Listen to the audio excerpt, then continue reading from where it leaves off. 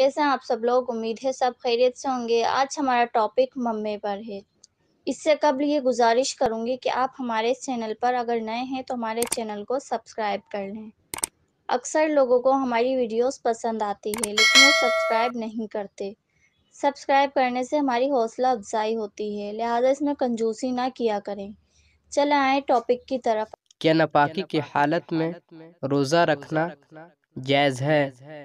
तो नाज़रीन, बिल्कुल आपने सही सुना कि हालत जनाबत यानी नापाकी की हालत में रोज़ा रखना बिल्कुल जायज़ है।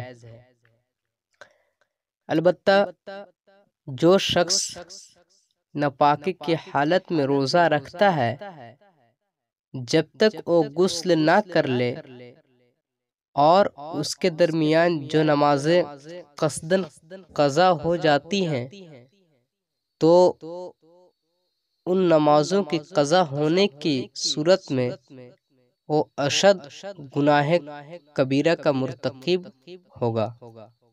और जनाबत की हालत में रोज़े में कोई खलल या कोई दुश्वारी नहीं है, बल्कि रोज़ा माना जाएगा, यानी रोज़ा दुरुस्त है हालत नापाकी में भी।